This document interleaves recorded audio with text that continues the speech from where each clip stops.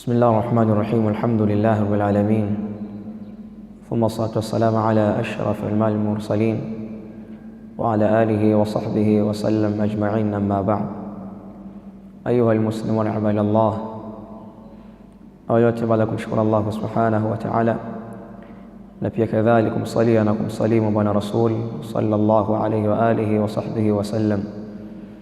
أيها المسلمون عباد الله، leo hii tutaangalia maneno ya Imamu Shafi'i rahmatullahi alayhi rahmatan wasi'a, maneno ambayo aliyozungumza, maneno ambayo ni mazito kweli kweli, pale ambapo aliposema wama min katibin illa sayufna wa yabqa ad-dahru ma katabat yadahu fala taktub bikaffika ghayra shay'in yasurruka fi yawm al-qiyamati an tara. Ayuha almuslimuna ibadallah, bila shaka imamu huyu anazungumza maneno ambayo ni mazito. Kuja kusema Imamu Shafi'i rahmatullahi alayhi rahmatan wasi'a, asema ma min katibin illa sayufna, kwamba hakuna mwandishi yoyote isipokuwa atakuja kumalizika, maana yake kwamba atakufa. Wa yabqa ad-dahru ma katabat yadahu, na pia kadhalika lasa, kwa kuwa huyu mwandishi atakuja kufa, unaambiwa yatabaki milele na milele, miaka na miaka, karne na karne, kile ambacho kilichoandikwa na mikono yake. Na ndio maana tukiangalia ni mashaikhi wangapi ambao min ahli sunnati wal jamaa, ni miongoni mwa wanachuoni ambao wa ahli sunnati wal jamaa, akiwemo Sheikh al-Islam Ibn Taymiyyah al-Harrani, na pia kadhalika akiwemo Sheikh Muhammad Ibn Salih al-Uthaymeen, na pia kadhalika akiwemo Sheikh Muhammad Ibn Abdul Wahhab rahmatullahi alayhi rahmatan wasi'a. Wako wapi maulama hawa? Bila shaka maulama hawa tayari wameshaondoka katika ulimwengu huu, na pia kadhalika wallahi wameacha urathi mkubwa sana katika maisha haya ya dunia. Wamekufa, wameacha vitabu vingi kweli kweli ambavyo wameviandika kwa mkono wao. Sasa ndio Imamu Shafi'i rahmatullahi alayhi rahmatan wasi'a anasema wama min katibin illa sayufna, kwamba hakuna mwandishi yoyote katika ulimwengu huu isipokuwa atamalizika tu. Yarhalu fi hadhihi dunya, ataondoka katika ulimwengu huu wa dunia. Wa yabqa ad-dahru ma katabat yadahu, alafu yatabaki milele na milele, yatabaki miaka na miaka yale ambayo yaliandikwa kwa mikono yake.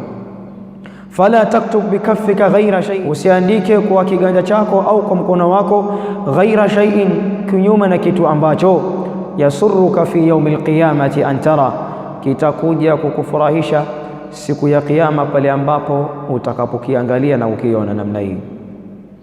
Leo hii tukiangalia watu wamejazana katika mitandao ya kijamii, wanasokana, na pia kadhalika watu leo hii wanashindana kupata viewers, kusifiwa katika mitandao, kwamba mtu anakuwa na comment kweli kweli, comment nyingi.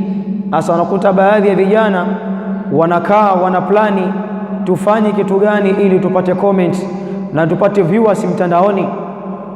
Wanakaa wanaweka kituko, alafu wanakidhihirisha katika mitandao ya kijamii, lengo na madhumuni tu kwamba ili wachekeshe watu, lengo na madhumuni tu ili wafundishe machafu, mambo ambayo ni ajabu kweli kweli katika ulimwengu, yanaenea kwa kila aina ya mvivio.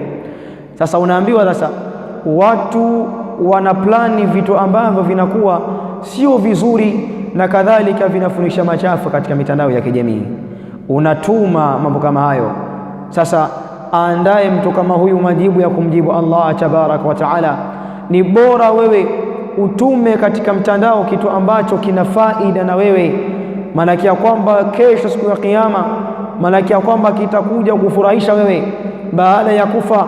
Kwa sababu kama vile ambavyo wanavyozungumza wale ambao wenye kusema ya kwamba wanasema alqail, asili ya ule mtu ambaye mwenye kuzungumza, yarhalu, huwa anaondoka katika ulimwengu huu wa dunia. Wa yabqa almaqal, baada ya kuondoka ule ambaye ni mwenye kuzungumza, unaambiwa yanabaki yale ambayo yaliyozungumzwa.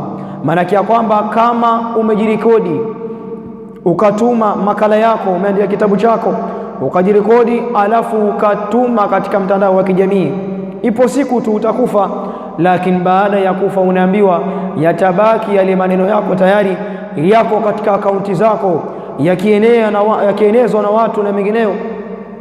Na ndio maana tukiangalia ni wasanii wangapi wa Bongo Flava wameshakufa, lakini nyimbo zao bado zinaimbwa mpaka leo hii. Ni wasanii wangapi wale ambao walikuwa ni maarufu kweli kweli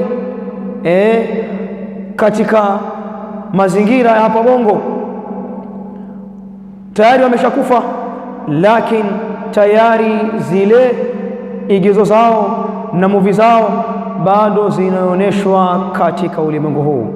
Angalia sasa, kama mtu huyu ameekti mambo ambayo ni ajabu, mambo ya upuuzi, alafu bado yale mambo ya upuuzi yako yanaendelea tena kwa kila aina ya mvivio, mtu huyu ana hali gani mbele ya Allah? Mtu huyu ana hali gani mbele ya Allah tabaraka wa taala? Bila shaka kama mtu huyu amejirekodi na kadhalika akaacha urathi mbaya, akaacha kitu ambacho ni kibaya duniani, na pia kadhalika kitu kile bado kinaendelea, unaambiwa mtu huyo tayari kule kaburini adhabu ndo zinaongezeka, adhabu juu ya adhabu, na pia kadhalika anaye majibu ya kumjibu Allah subhanahu wa ta'ala siku ya kiyama. Ma min katibin illa sayufna wa yabqa ad-dahru ma katabat yadahu fala taktub bikaffika ghayra shay'in yasurruka fi yawm al-qiyamati an tara. Wa sallallahu ala rasulillahi wa ala alihi wa sahbihi wa sallam. Subhanaka Allahumma bihamdik ashhadu an la ilaha illa anta astaghfiruka wa atubu ilayk.